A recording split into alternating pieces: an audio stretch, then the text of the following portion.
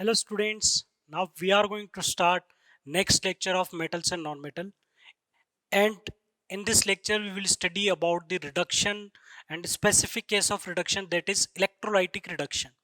तो इससे पहले आप मेटलर्जी के काफ़ी सारे स्टेप्स स्टडी कर चुके हैं। जो फर्स्ट स्टेप थी आपकी वो था क्रशिंग ऑफ, और उसके बाद आपने कॉन्सेंट्रेशन स्टडी किया। कॉन्सेंट्रेशन के बाद ऑक्साइड और मींस जो आपके पास प्योर और उन्हें ऑक्साइड और किस तरह से बनाया जाता है। तो कैल्शिनेशन और रोस्टिंग आपने पढ़ा। फिर आपको नया केस मिला कि अब ऑक्साइड को मेटल बनाना है, जिसे क्या बोला जाता है, रिडक्शन। और रिडक्शन के कुछ बेसिक स्टेप्स आपने लास्ट क्लास में स्टडी किए, जिसमें एक सेल्फ रिडक्शन का स्पेसिफिक केस था। उसके बाद आपने स्टडी किया रिड्यूसिंग एजेंट की मदद से। मींस जो रिडक्शन है, रिडक्शन के लिए हमें reducing agent moderate reactive metal के ऑक्साइड को रिड्यूस करने के लिए रिक्वायर्ड होते हैं, और लीस्ट रिएक्टिव मेटल ऑक्साइड को रिड्यूस करने के लिए सेल्फ रिडक्शन और हीट सफिशिएंट होती है। बट हाई रिएक्टिव मेटल के कंपाउंड्स को मेटल में रिड्यूस करने के लिए आपको रिक्वायरमेंट होगी इलेक्ट्रिसिटी की। तो आज का हमारा टॉपिक होगा इलेक्ट्रोलाइटिक रिडक्शन। तो बच्चों, जैसा कि मैंने आपको स्टार्टिंग में बताया था, ये केस अदर केसेस के कंपैरिजन में काफी इंपॉर्टेंट है। तो इलेक्ट्रोलाइटिक रिडक्शन में आप समझ जाइएगा, the process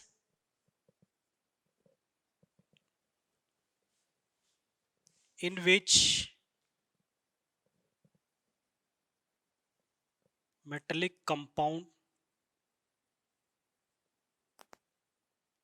reduced into metal by electrolysis process is known as electrometallurgy. तो ये मेटलर्जी की एक अलग ब्रांच हो गई, जिससे बोला जाएगा इलेक्ट्रोमेटलर्जी। तो इलेक्ट्रोमेटलर्जी में आप मेटेलिक कंपाउंड को मेटल में रिड्यूस करने के लिए, in which metallic compound reduced into metal by electrolysis process, तो उस पर्टिकुलर प्रोसेस को क्या बोला जा सकता है बच्चों, इलेक्ट्रोमेटलर्जी बोला जा सकता है। जिसमें आप मेटल के हेलाइड हो सकते हैं, मेटल के ऑक्साइड हाइड्रोक्साइड हो सकते हैं, उन्हें आप रिड्यूस करेंगे इलेक्ट्रिसिटी की हेल्प से। इलेक्ट्रोलिसिस प्रोसेस होगा, और इलेक्ट्रोलिसिस प्रोसेस आप अच्छे से जानते हैं किस तरह से अप्लाई किया जाता है। तो बच्चों, आप इस केस को समझिएगा, इलेक्ट्रोलाइटिक रिडक्शन की हम दोनों केसेस की स्टडी करेंगे, दो एग्जांपल के साथ स्टडी करेंगे। एक बार NaCl से सोडियम का सेपरेशन, तो मैंने हेलाइड से सोडियम का सेपरेशन करना है, और दूसरा केस में आपको बताऊंगा Al2O3, जिसे बोला जाएगा एल्यूमिना, और एल्यूमिना से एल्यूमिनियम का एक्सट्रैक्शन किस तरह से होगा। तो दोनों के लिए इलेक्ट्रोलाइटिक रिडक्शन किस तरह से लगाया जाएगा, इसे ध्यान से समझिएगा। फर्स्ट केस सोडियम क्लोराइड वाला देखते हैं। तो इसके लिए बच्चों, सबसे पहले आपको इलेक्ट्रोलाइसिस प्रोसेस के लिए आपने स्टडी किया होगा कि इलेक्ट्रोलिसिस प्रोसेस में आपने स्टडी किया होगा कि जिस मेटेलिक कंपाउंड को आपको रिड्यूस करना है, उसे हमें लेना होगा एज एन इलेक्ट्रोलाइट। तो ऐसा आप समझिएगा इस तरह से कि यहां पर हमने इस कंटेनर में जो लिक्विड इलेक्ट्रिसिटी कंडक्ट कर सकता है बच्चों, उसे क्या बोला जाता है, इलेक्ट्रोलाइट बोला जाता है। तो यहां पर हम किसे फिल करेंगे, इलेक्ट्रोलाइट को। और इलेक्ट्रिसिटी पास करने के लिए कंटेनर में आप दो रोड लगा देंगे, जो कि इनर्ट एलिमेंट की हो सकती है। तो मान लेते हैं कि यहां पर ये रोड्स किसकी हैं, प्लेटिनम मेटल्स की हैं, क्योंकि हमें इनसे ये रिएक्टिव नहीं होनी चाहिए। तो हमने यहाँ पर प्लेटिनम के इलेक्ट्रोड लिए, और इन इलेक्ट्रोड्स को आप कनेक्ट कर देंगे बैटरी के साथ। ठीक है, और आपको पता है जो बैटरी के पॉजिटिव टर्मिनल से कनेक्टेड होता है, उसे क्या बोला जाता है, एनोड। और जो नेगेटिव टर्मिनल से कनेक्टेड होता है, जिस पर नेगेटिव चार्ज का एक्सेस होता है, उसे बोला जाता है कैथोड टर्मिनल। तो ये दो इलेक्ट्रोड है, एक एनोड है, कैथोड है, सर्किट कंप्लीट है, और ये इलेक्ट्रोलाइट है। अब इलेक्ट्रोलाइटिक रिडक्शन के लिए कंडीशन क्या है, कंडीशन ये है कि आपको इलेक्ट्रोलाइट वही लेना है जिसका आप रिडक्शन करने जा रहे हैं। तो यहां पर बच्चों इलेक्ट्रोलाइट कौन होगा, NaCl। यहां पर इलेक्ट्रोलाइट कौन होगा, NaCl, क्योंकि मुझे रिडक्शन करना है NaCl का। अब ये NaCl किस स्टेट में होगा, या आप आयनिक कंपाउंड की प्रॉपर्टीज में पढ़ चुके हो कि अगर मैं सॉलिड लूंगा तो इलेक्ट्रिसिटी तो कंडक्ट ही नहीं होगी, और एक्वस लूंगा तो हो सकता है कि रिएक्शन चेंज हो जाए। आपने एसिड बेसन सॉल्ट स्टडी किया है, अगर यहाँ पर NaCl एक्वस ले लिया जाएगा तो आपको सोडियम ना मिलेगा, आपको यहाँ पर क्या मिलेगा, सोडियम हाइड्रोक्साइड। तो इसके लिए बच्चों ध्यान रखिएगा कि यहां पर NaCl कैसा होगा, लिक्विड स्टेट में होगा, तभी आपको सोडियम मिलेगी और तभी यहां पर इलेक्ट्रिसिटी कंडक्ट होगी। अब जब मॉल्टन NaCl होगा तो आपको पता होगा कि यहां पर सॉल्यूशन में दो फ्री आयंस अवेलेबल होंगे, एक होगा सोडियम आयन और एक होगा क्लोराइड आयन। तो यहां पर इस सॉल्यूशन में बहुत सारे Na+ होंगे और बहुत सारे, इस लिक्विड NaCl में बहुत सारे Na+ होंगे और बहुत सारे Cl- होंगे। Na+ जो कि केटायन है और Cl- एनायन है। अब इस केटायन की टेंडेंसी क्या होगी बच्चों, ये ध्यान रखिए, ये पॉजिटिव है तो ये केटायन किस तरफ जाएगा, कैथोड की तरफ, ये नेगेटिव है तो ये किस तरफ जाएगा, एनोड की तरफ। तो हम बात करें सबसे पहले कैथोड पर क्या होगा, तो बच्चों कैथोड पर आपको देखने को मिलेगा कि Na+ जो है वो कैथोड पर आ जाएगा और कैथोड पर जो इलेक्ट्रॉन बैटरी से यहां पर इलेक्ट्रॉन का जो एक्सेस है, ये इस इलेक्ट्रॉन को गेन कर कर सोडियम मेटल में कन्वर्ट हो जाएगा। तो सोडियम आयन का यहां पर रिडक्शन हो गया सोडियम मेटल में, कहां पर, कैथोड पर। क्लियर है बच्चों? तो आप देखेंगे कि यहां पर सोडियम मेटल का डिपोजिशन स्टार्ट हो जाएगा। तो इस तरह से आप सोडियम को एक्सट्रैक्ट कर सकते हैं। अब दूसरी बात करते हैं, एट एनोड, एनोड पर कौन जाएगा, क्लोराइड। अब क्लोराइड एनोड पर कैसा चार्ज है बच्चों, पॉजिटिव, तो क्लोराइड यहां पर अपने इलेक्ट्रॉन देगा, ये अपने इलेक्ट्रॉन देगा, तो क्लोराइड जो है वो क्लोरीन में किस फॉर्म में रहेगा, क्लोरीन गैस की फॉर्म में, Cl2 की फॉर्म में। तो ये दो रिएक्शन होगी।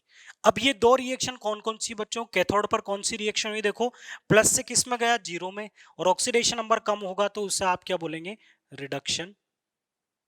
और यहां पर देखिए माइनस से किस में गया, जीरो में, क्लोरीन पर चार्ज कितना था, माइनस, इधर कितना, जीरो, तो चार्ज इंक्रीज हुआ, तो इसे आप क्या बोलेंगे, ऑक्सीडेशन। Is it clear? अब देखिए, तो यहां पर दो रिएक्शन होती है, एक रिएक्शन कैथोड पर होती है जो कि रिडक्शन होती है, एक एनोड पर होती है जिसे हम क्या बोलते हैं, ऑक्सीडेशन। इसे ध्यान रखिएगा, जब भी आप इलेक्ट्रोलाइटिक रिडक्शन करेंगे तो आपको मेटल कहां पर मिलेगी, कैथोड पर।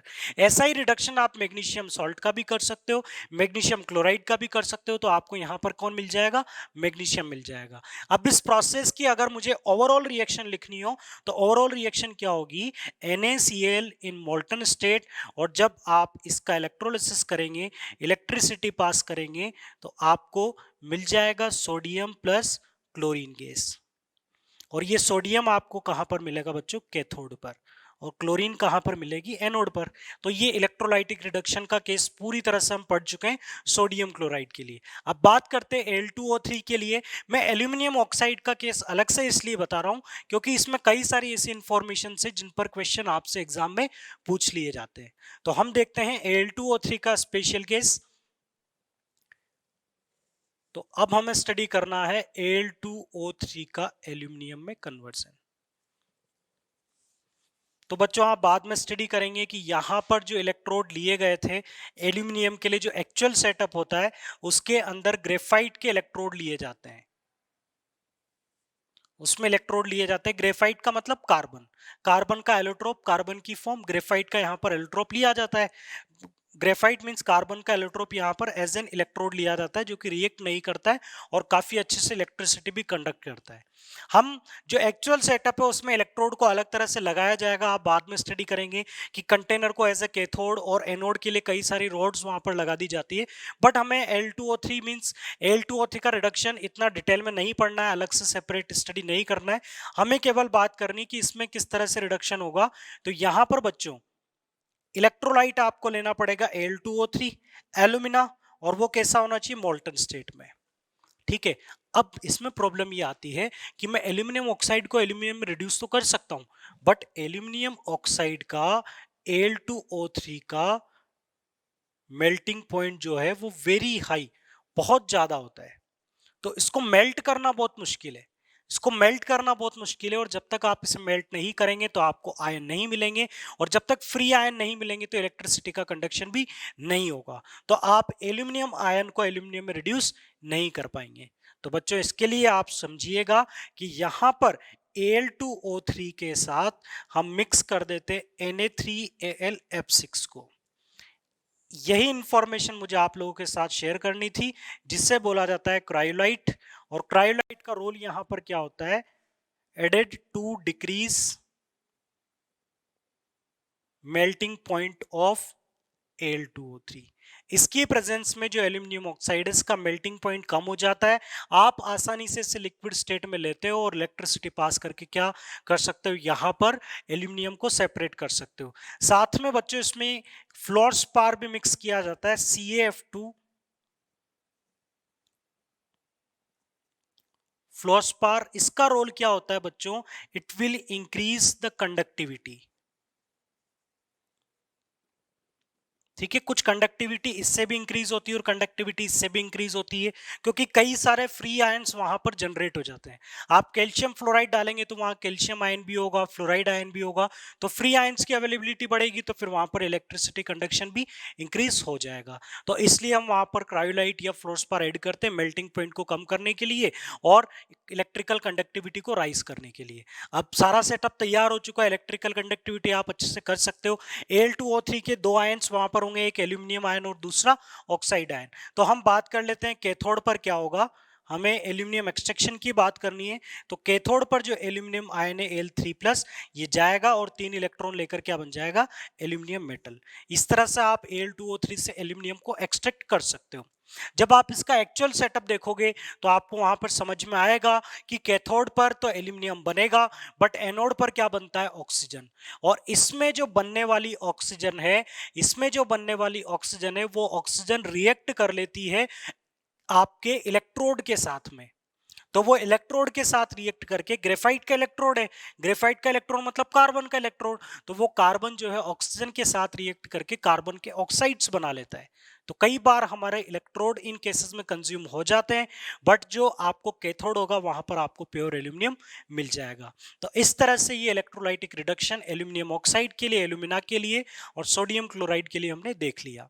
तो इलेक्ट्रोलाइटिक रिडक्शन के साथ हमारे रिडक्शन मेथड कंप्लीट हुए, मींस मेटल के ऑक्साइड को या मेटल के कंपाउंड को किस तरह से मेटल में कन्वर्ट करना है। तो चलिए बच्चों, काफी अच्छा हमारा मेटलर्जी का ये पार्ट रहा, जिसमें आपने देख लिया कि किस तरह से मेटल को एक्सट्रैक्ट किया जाता है। अब एक लास्ट स्टेप आपके पास बची है। अब तक जो आप स्टडी कर चुके हो, कि एक ओर को एक मेटल में आप कन्वर्ट कर चुके हो, बट ये ध्यान रहे कि ये मेटल कैसी है, क्रूड मेटल है। अब आपका ये क्वेश्चन राइज होगा कि सर ये इंप्योरिटीज कहां से आई, हमने तो सबसे पहले ही प्योरिफिकेशन कर दिया था ओर का। तो बच्चों, आपने ओर का प्योरिफिकेशन किया, बट उसके बाद जो आपका ओर था वो कई सारे प्रोसेस से गुजरा। तो उन सारे प्रोसेस में, उन सारे स्टेप्स में हो सकता है कि और इंप्योरिटीज उनके अंदर ऐड हो गई हो। तो कई बार जैसा आप कार्बन से रिडक्शन कर रहे हो तो carbon as an impurity metal के साथ आ जाता है।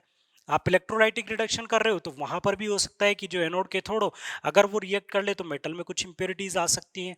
तो इस तरह से जो ओर से आपको मेटल मिलेगी ये क्रूड मेटल होगी, और इसके बाद आपको इसमें इसे कन्वर्ट करना होगा प्योर मेटल में। और इस स्टेप को क्या बोला जाएगा बच्चों, रिफाइनिंग।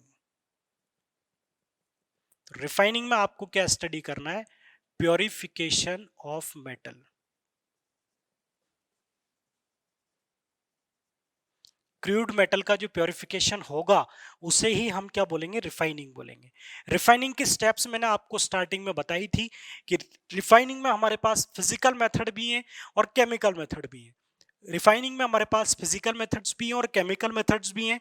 तो हम बात करते हैं बेसिक मेथड्स की, जिन्हें हम आज की क्लास में कंप्लीट करेंगे। एक होगा लिक्वेशन, एक मेथड ऑक्सीडेशन भी होता है बच्चों, जैसे कि आपको आयरन का प्योरीफाई करना है तो आप मोल्टन आयरन से ऑक्सीजन गैस को पास करते हैं, एयर को पास करते हैं। तो ऑक्सीडेशन में क्या होता है कि कई बार क्रूड मेटल के अंदर ऐसे एलिमेंट होते हैं, अगर उन्हें ऑक्सीजन मिल जाए तो वो वोलेटाइल ऑक्साइड में कन्वर्ट हो जाते हैं। तो मैं आपको ऑक्सीडेशन के बारे में भी बता देता हूं। ऑक्सीडेशन कंटेंट में आपको नहीं मिलेगा। ऑक्सीडेशन में क्या होगा कि जैसे आपके पास आयरन है, बट आयरन के अंदर इंप्योरिटीज है कार्बन की, सल्फर की।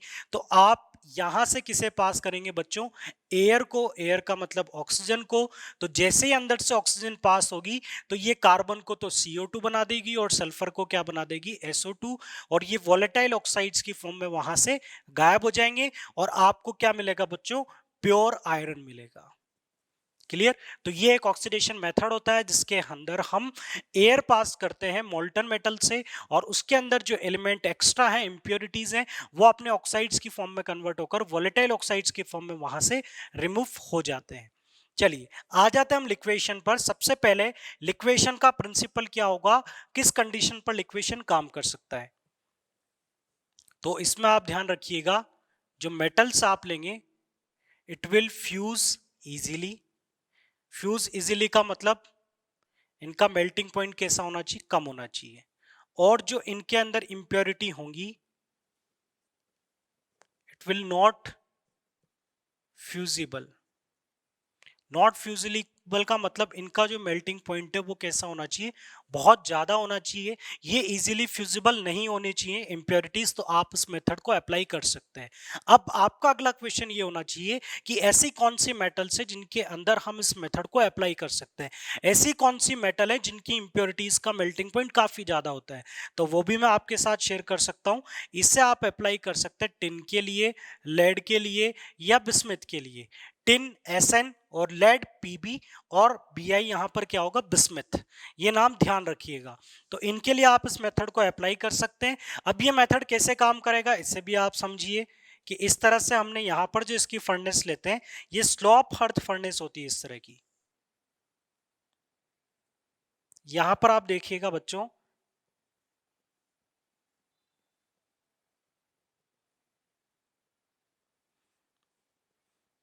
यहां पर आप रखेंगे फ्यूल, और यहां पर आप रखेंगे क्रूड मेटल। और क्रूड मेटल के साथ बच्चों कुछ ना कुछ इंप्योरिटीज होंगी, तो इंप्योरिटीज भी हम यहाँ पर रिप्रेजेंट कर देते हैं। तो ये क्रूड मेटल के साथ इंप्योरिटीज भी है। तो यहाँ पर है बच्चों क्रूड मेटल, और यहां से आपने हीट करना स्टार्ट किया, मींस यहां पर आपने फ्यूल को बर्न किया। फ्यूल को आप बर्न करेंगे तो यहां से हीट स्टार्ट होगी। अब जैसे ही हीट यहां पर कांटेक्ट में आएगी, तो दोनों में से इंप्योरिटी और मेटल में से जिसका मेल्टिंग पॉइंट कम होगा वो पहले मेल्ट हो जाएगा। तो मान लीजिए यहां पर मेटल मेल्ट हो गई।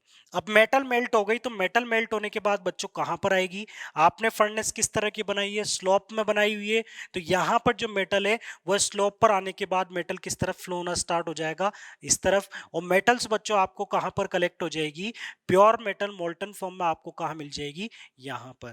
तो यहां पर आपको क्या मिलेगी, प्योर मेटल। और कुछ टाइम बाद आप देखेंगे तो यहां पर केवल क्या बची रह जाएंगी, इंप्योरिटीज। तो इंप्योरिटीज मेल्ट नहीं होंगी, तो इंप्योरिटीज ऊपर रहेंगी, और जो मेटल है वो मेल्ट होकर कहां पर कलेक्ट हो जाएगी, यहां पर। तो लिक्वेशन जैसा कि इसका नाम है, तो आपने लिक्विफाई करके मेटल को सेपरेट कर दिया। क्लियर? इसके बाद जो नेक्स्ट मेथड है वो भी आप काफी अच्छे से जानते हैं। नेक्स्ट मेथड है डिस्टिलेशन। डिस्टिलेशन में भी आपको पता है, डिस्टिलेशन के लिए जो मेटल है इसकी टेंडेंसी होनी चाहिए, ये कैसी होनी चाहिए, वॉलेटाइल होनी चाहिए। जबकि जो इंप्योरिटीज इनके अंदर होंगी, ये इंप्योरिटीज कैसी हो, नॉन वॉलेटाइल हो। तो नाम से ही क्लियर है, वॉलेटाइल जिनका बॉइलिंग पॉइंट कम हो, जो इजीली वेपोराइज हो जाए, और नॉन वॉलेटाइल जिनका बॉइलिंग पॉइंट बहुत ज्यादा हो, जिन्हें हम इजीली वेपोराइज नहीं कर सकते हैं। तो क्लियर है, डिस्टिलेशन आप कब अप्लाई करेंगे, डिस्टिलेशन आप 9th में अभी अभी पढ़कर आए, आपको सब पता है कि जिसका बॉइलिंग पॉइंट कम होगा वो वेपोराइज होगा, उसे हम कंडेंस करके सेपरेट कर लेंगे। टेक्निक आपको पता है, बस केवल आप एग्जाम्पल देख लीजिए कि ये जो मेथड है ये अप्लाई किया जाएगा जिंक में, कैडमियम में और मर्क्यूरी में। तो इनके प्योरिफिकेशन के लिए हम किस मेथड को प्रेफर करते हैं, डिस्टिलेशन को। तो डिस्टिलेशन में ये मेटल्स वेपोराइज हो जाती हैं और इंप्योरिटीज पीछे छूट जाती हैं। तो ये लिक्वेशन, डिस्टिलेशन, दो सिंपल मेथड हमने स्टडी किए। इसके बाद जो रिफाइनिंग के मेथड होंगे वो होगा इलेक्ट्रोलाइटिक रिफाइनिंग, और इलेक्ट्रोलाइटिक रिफाइनिंग के साथ साथ हम जोन रिफाइनिंग स्टडी करेंगे, और फिर कुछ केमिकल मेथड्स हम स्टडी करेंगे रिफाइनिंग के। तो अब जो बचा हुआ कंटेंट है वो हम कंटिन्यू करेंगे नेक्स्ट क्लास में इलेक्ट्रोलाइटिक रिफाइनिंग के साथ। इलेक्ट्रोलाइटिक रिफाइनिंग और इलेक्ट्रोलाइटिक रिफाइनिंग के बाद जो आप स्टडी करेंगे जोन रिफाइनिंग, जोन रिफाइनिंग के बाद जो केमिकल प्रोसेस होंगे, वॉन आर्कल मेथड होगा, मोन्स प्रोसेस होगा। तो बच्चों आप ज्यादा कंटेंट इस चैप्टर का नहीं बचा है। Then after we will study about the corrosion and alloy, last topic of this chapter. तो आप मॉड्यूल एक्सरसाइज भी साथ में करते रहें। चैप्टर कंप्लीट होने वाला है और चैप्टर जब कंप्लीट हो तो मैं चाहता हूं कि आप लोगों की मॉड्यूल एक्सरसाइज भी पूरी तरह से कंप्लीट हो जाए। So students, thank you for watching this lecture.